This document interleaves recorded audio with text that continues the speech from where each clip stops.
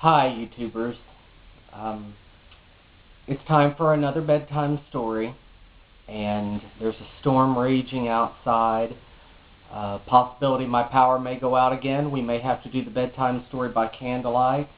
But tonight I wanted to read for you from another one of my favorite books. It has been ever since I was a kid. I've always been a great fan of Laura Ingalls Wilder and the classic Little House series of books for children, because they're not just for children. The stories in these books, I think, can apply to all of us at all times. And this is a story from the book By the Shores of Silver Lake, and this is when Laura really begins to realize that she is growing up. As a matter of fact, the chapter that I'm going to read for you is called Grown Up. There was a great deal of work to be done, for Pa must leave early the next morning. He set the old wagon bows on the wagon and pulled the canvas cover over them. It was almost worn out, but it would do for the short trip. Aunt Docia and Carrie helped him pack the wagon while Laura washed and ironed and baked hardtack for the journey. In the midst of it all, Jack, the old, good, and faithful bulldog, stood looking on. Everyone was too busy to notice the old bulldog, till suddenly Laura saw him standing there between the house and the wagon. He did not frisk about, cocking his head and laughing as he used to do.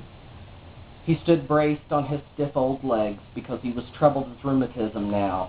His forehead was wrinkled sadly, and his stump tail was limp. "Good old Jack," Laura told him. But he did not wag.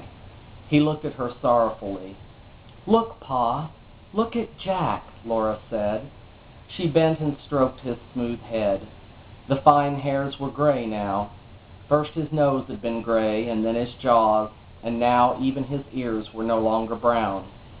He leaned his head against her and sighed. All in one instant she knew that the old dog was too tired to walk all the way to the Dakota Territory under the wagon. He was troubled because he saw the wagon ready to go traveling again, and he was so old and tired. "Pa," she cried out, "Jack can't walk so far. Oh, Pa, we can't leave Jack." "He wouldn't hold out to walk it for a fact," Pa said. "I'd forgot. I'll move the feed sack and make a place for him to ride here in the wagon. How'd you like to go riding in the wagon, huh, old fella?" Jack wagged one polite wag and then turned his head aside. He did not want to go, even in the wagon. Laura knelt down and hugged him as she used to do when she was a little girl. "Jack! Jack! We're going west! Don't you want to go west again, Jack?" Always before he had been eager and joyful when he saw Pa putting the cover on the wagon. He had taken his place under it when they started, all the long way from the big woods of Wisconsin to the Indian Territory, and then back again to Minnesota. He had trotted there in the wagon shade behind the horses' feet. He had waded through creeks and swum through rivers, and every night while Laura slept in the wagon he had guarded it. Every morning, even when his feet were sore from walking, he had been glad with her to see the sun rise and hear the horses hitched up once again. He had always been ready for a new day of traveling. Now he only leaned against Laura and nudged his nose under her hand to ask her to pet him gently. She stroked his gray head and smoothed his ears, and she could feel how very tired he was.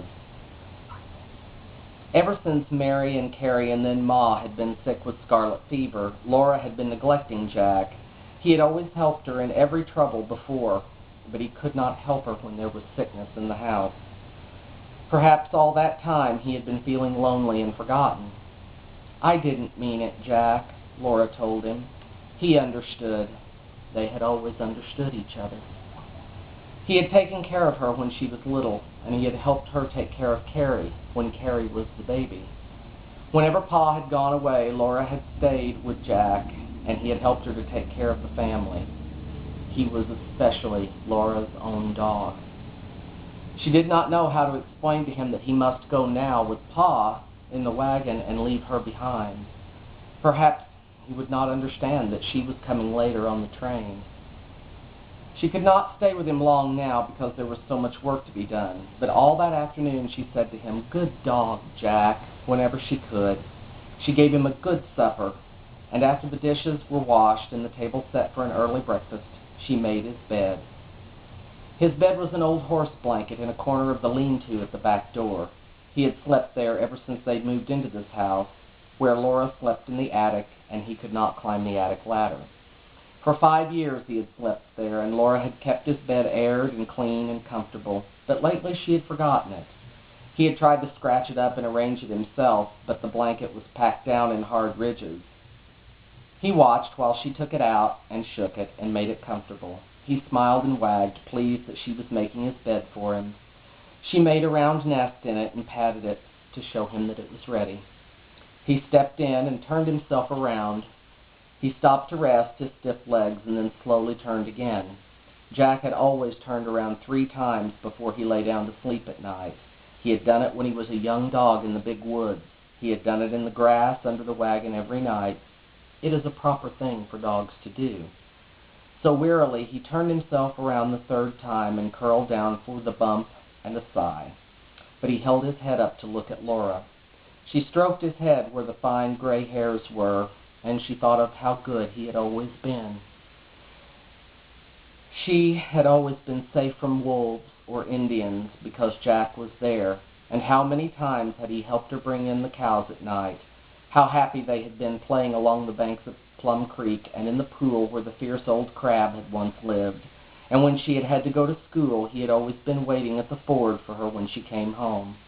"Good Jack, good dog," she told him. He turned his head to touch her hand with the tip of his tongue.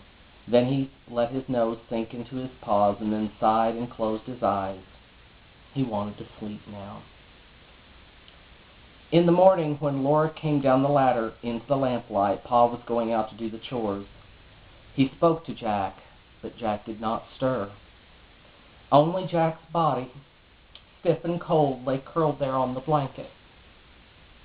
They buried it on the low slope above the wheat field, by the path where he used to run so gaily when he was going with Laura to bring in the cows. Pa spaded the earth over the box and made the mound smooth. Grass would grow there after they had all gone away to the west. Jack would never again sniff the morning air and go springing over the short grass with his ears up and his mouth laughing. He would never nudge his nose under Laura's hand again to say that he wanted her to pet him. There had been so many times when she might have petted him without being asked, and hadn't. "Don't cry, Laura," Pa said. "He has gone to the happy hunting ground." "Truly, Pa?" Laura managed to ask. "Good dogs have their reward, Laura," Pa told her.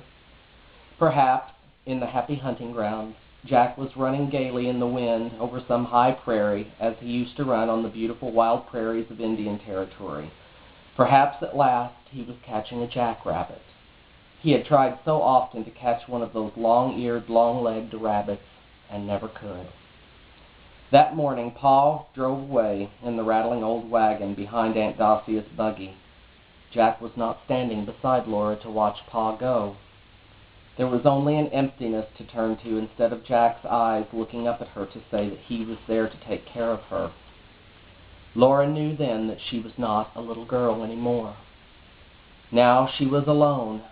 She must take care of herself. When you must do that, then you do it, and you are grown up. Laura was not very big, but she was almost 13 years old, and there was no one to depend on. Pa and Jack had gone, and Ma needed her to take care of Mary and the little girls and somehow get them all safely to the west on a train. That's a selection from By the Shores of Silver Lake by Laura Ingalls Wilder, tonight's bedtime story. I hope you enjoyed it. Forgive my emotion. That's a hard story for me to read. Anyone who's ever loved a dog knows what I mean. Good night, YouTubers.